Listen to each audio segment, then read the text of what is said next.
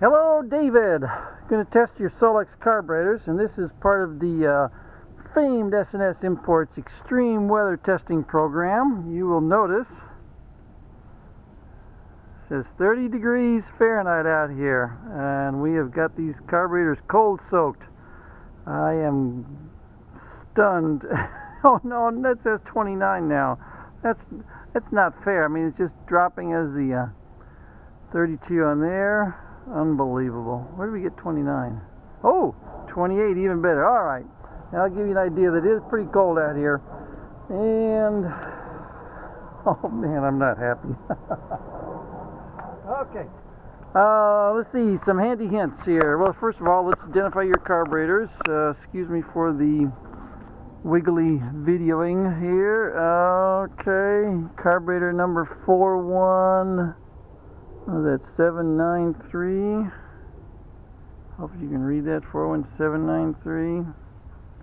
This one over here is 41414.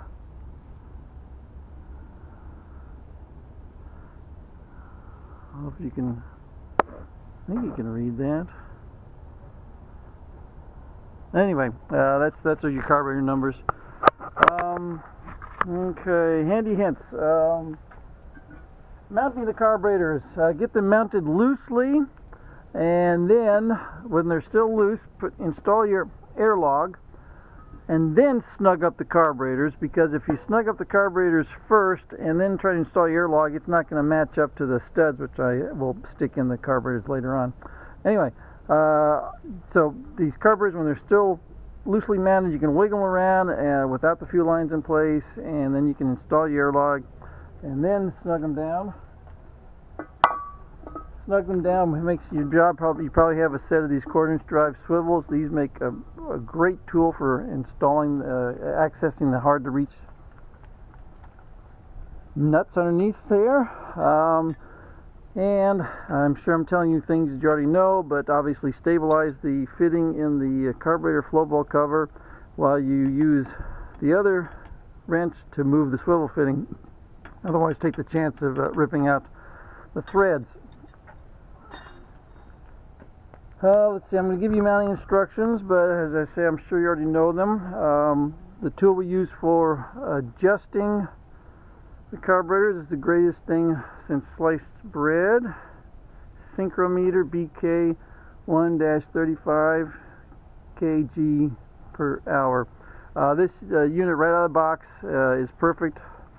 You don't have to use any adapters to make it work, and that's great for synchronizing. The carburetors will be fully adjusted, as you will see, but things that you can adjust will be the set screws right here for lining up the choke levers with the choke cable coming down here. That choke operation is really miserable. You got that long cable going to the dash.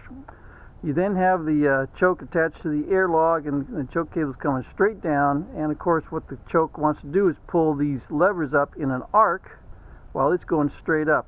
So it's a very difficult choke to operate under best of circumstances. So make sure your choke cable is lubed and really slick and smooth. Other adjustments that you can make obviously are idle, speed, and then idle mixture screw. Of the two idle mixture screws, this is a dummy. Don't touch it. It doesn't work. It's blanked off. And then you can adjust your idle mixture screw here to suit your particular engine. Obviously, I'm adjusting it to my test engine. And then I will also set the idle here, and I will show you. I use my analog analyzer there, which does a real nice job. And past that, oh yes, G55s, the idle jets are right here. The only thing that this carburetor uses to idle is this jet right here. If you lose the idle, it's because there's a little fleck of dirt either in this jet or in this jet. It only idles on the first barrel. The second barrel jet is a dummy, so if you ever need to, you can swap these from one to the other. Like if you're on the road and you don't have a jet, you can't clean this out this jet, you can just swap jets. And all you got to do is unscrew it and get the grit out of there, and we're talking about a hole that is 0.55 millimeter diameter. That's what the G55 stands for. Another item you need to be dealing with perhaps is when you, okay, let me start over. When you change the idle setting here, it can potentially impinge on the setting right here for the follower to close the second barrel. This is a mechanical closure. When the carburetor is fully opened, all 4 barrels, and then you back off, this lever and pin right here close the second barrel. And what you want to do is have just a smidge of play. So maybe you can see right here,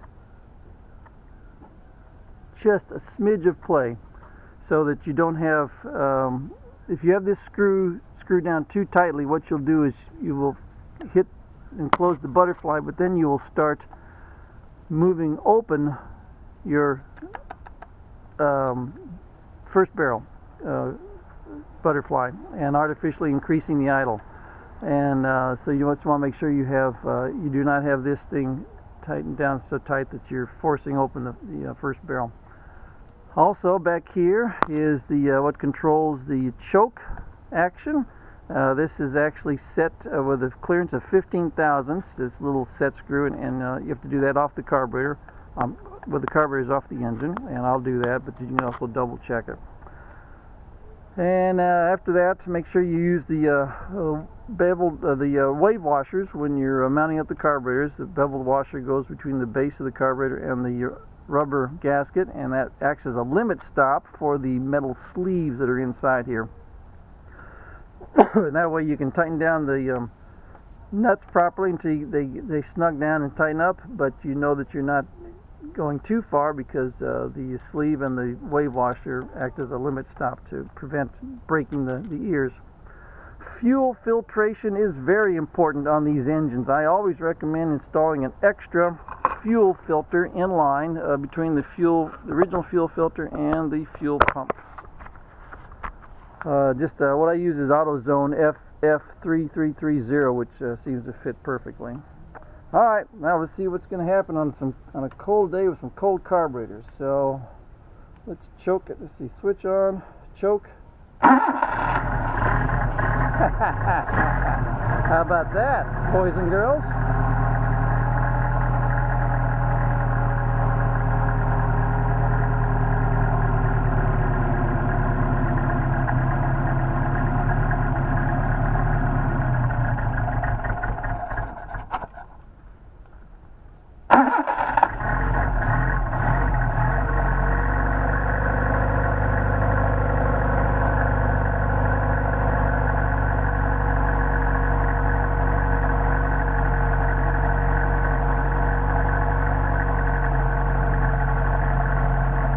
Maybe you'll notice as I'm operating the choke, I'm actually moving the throttle linkage. See it move? Alright, that's part of that little set screw that's set to 15 thousandths clearance. It's what sets the amount of whatever it is, the amount of movement on the throttle lever. See, this thing will... Oh, it is cold out here.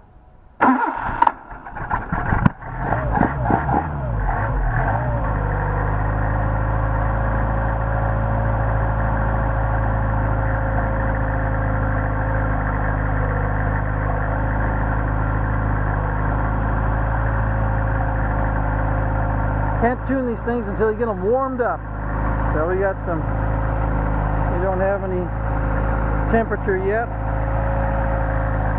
so we're going to warm these things up.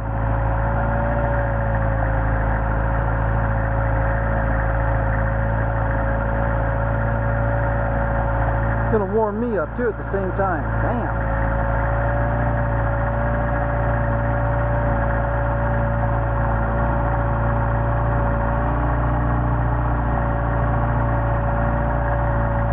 Degrees at my fingertips. Working the throttle linkage.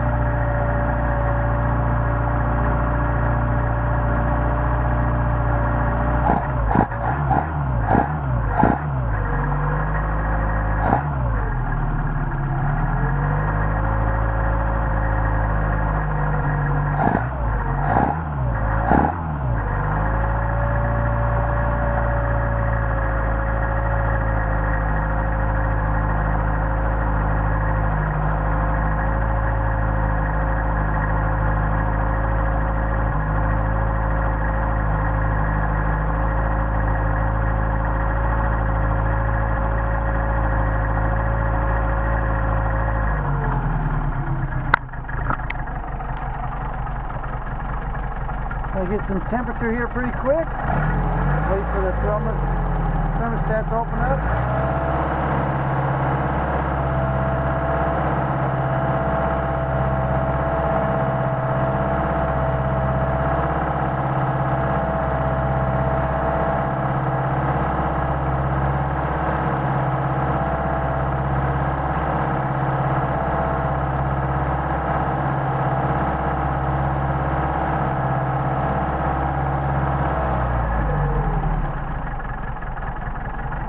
Alright, now we got some temperature here. Well, almost. Still cold. Thermostat opened up. Give it a little time to warm up. Give me time to warm up. Alright, let's go over some basics here. First thing you want to do is make sure that your second barrels are closed and not processing too much air. Anything but the factory setting would be on our synchrometer. The factory settings are running around 2, so anything at 2 or below is gravy. This is what we want on our carburetors here. And I'm proud to say we do a great job of machine work. So we've got 1.5 or a little bit less. Alright, looks like down to 1.5. Let's try over here. Alright, 1.5, and that's also going to get even better probably as the carburetors are broken in. Get some time on them. Now then, what we're going to do next is run these carburetors independently of each other so we can make sure we're adjusting them individually. So what we can do is disconnect our linkage. You may have noticed the idle change. That's going to be due to throttle linkage adjustments, which are very critical on this engine. And we've installed new ball studs here, but your ball sockets are critical. As you can imagine, you've got 7 of these things, and if you had a 1/32 of an inch slop in each of them, that's going to add up to some pretty sloppy linkage. So make sure you got new ball sockets here.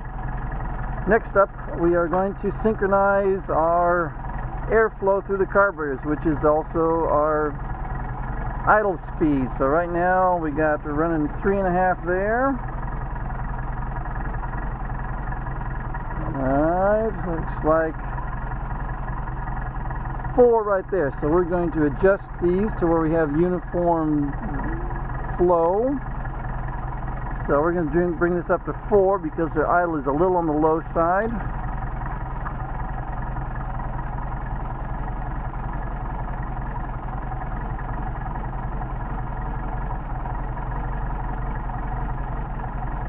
There we go, 4. Let's see, what are we doing here in terms of an idle?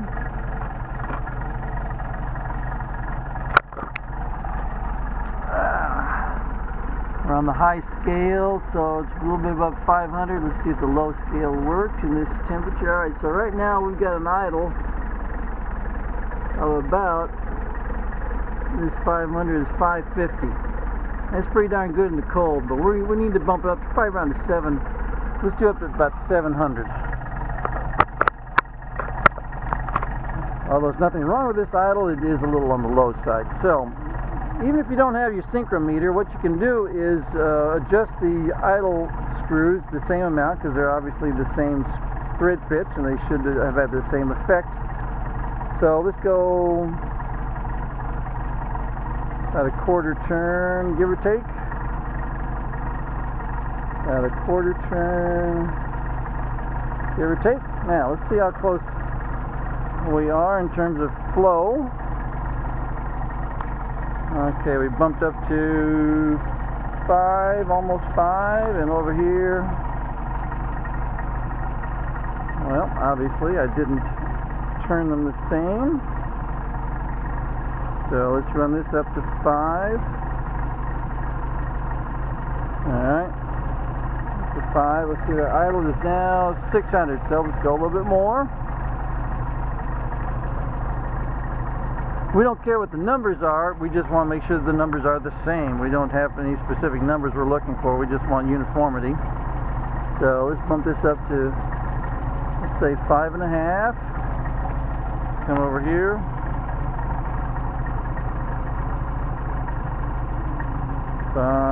5.5. Now the tachometer's running 650. Alright, bump it up some more. I mean, this thing is so darn smooth at this speed, you hate to bump it up to. Let's run up to 6 here.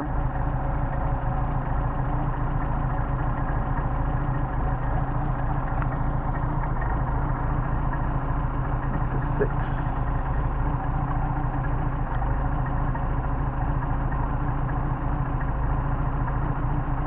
Alright, there's 6. That's my final offer. We're running about 700, I guess. Excuse me.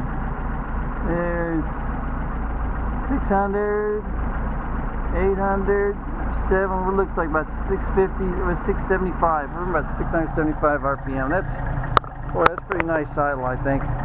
Now then, we are going to adjust our idle mixture screw. And I like to use the RPMs to get the best running of the idle mixture screw. And we're going to run it in until the engine stumbles, and back it out till it stumbles, and get the best running midpoint. And it doesn't take much to make any difference on these things, because we've machined the idle screw holes, ports. Here it starts to fall off. Back it up.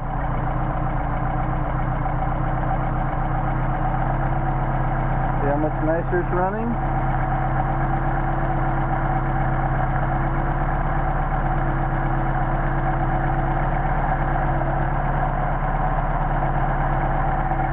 Starting to back off. I mean, starting to idle drop off a little bit, so starting to stumble. Sounds good there. And what we're doing is I'm going with the and then we'll show you the idle, how the idle changed once we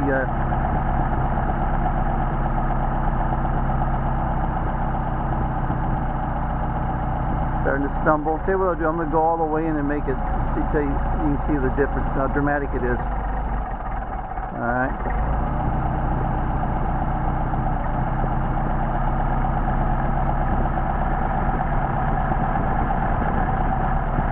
Too much. Starting to stumble. Alright, now let's come down here to our idle. See how much idle we picked up? We're at a little about 850, and I'm going to back off the idle. I want it lower. Although factory setting is between 750 and 1000, I'm just going to back this off a little bit.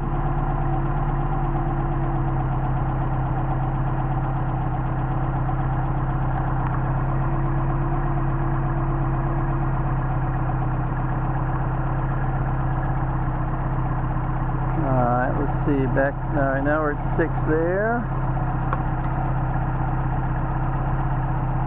Alright, 5.5 there, so let's make this one 5.5 as well.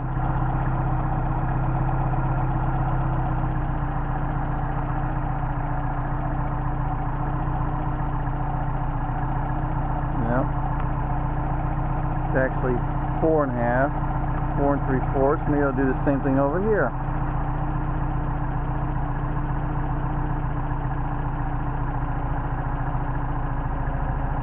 Gets us to an idle, it looks like indicated about 675.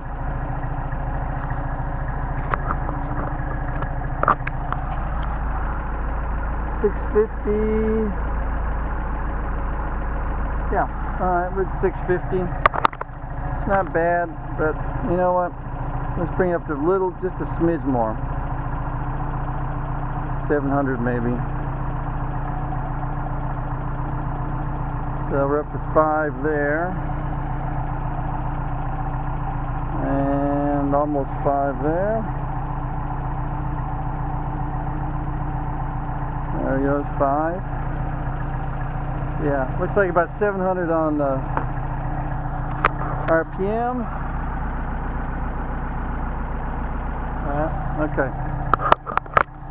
Now we've got our idle mixture screw adjusted, we believe, properly. We'll find out when we rev it up.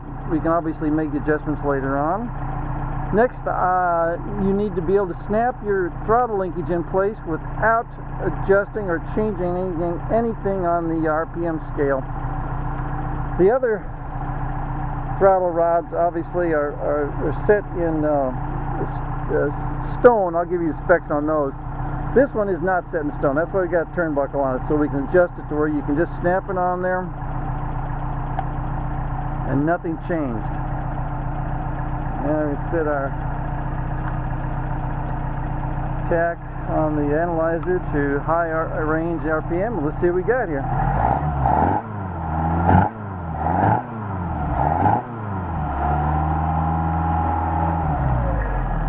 Nice response.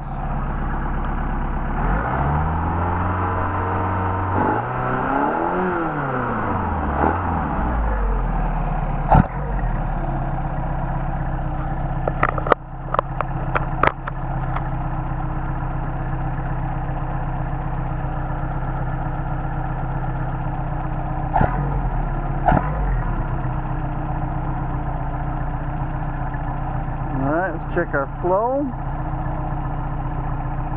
That's 5. Still at 5, so we had good response, nothing changed. Those are a damn nice set of carburetors, even if I do say so myself. Yeah, we'll try a hot start. Okay. Another thing we're going to look for on these carburetors is make sure you got no drips in the barrel here. Where you're going to drip from is the accelerator discharge nozzle right up inside here. There you go, you see it right there. And what's going to happen is if these things start dripping is because this check valve is leaking. It's a one-way check valve, so that when you accelerate, fuel goes up through there, but it doesn't backflow. But if it's leaking, you can have drips here, and it's going to cause what we call a rolling miss. Also, you'll notice I'm very proud of the fact that we got the factory gaskets underneath here. And another reason I test to make that these carburetors let them sit for a while is to make sure that nothing is leaking. I'm going to check everything underneath here before we send it out. Make sure everything is tight. And I mean, you know, nothing worse than putting the accelerator pump bodies on the bottom of the carburetor where they can seep and drip all over the place. But these are pretty tight. What else can I mention that you need to be worried about? And that's about it. I think. Let's see. Let's discuss chokes real quick. Choke mechanism. You can test the chokes, make sure they're doing fine by just partially closing them, and then just do something like that, just to make sure the chokes are free. That's all. These are real sloppy. You want them sloppy. This is super sloppy, and that's where you want them, so the son of a guns will work, because it's a miserable ass design. Let's try to think. That's it. I think you are good to go. Thank you very much.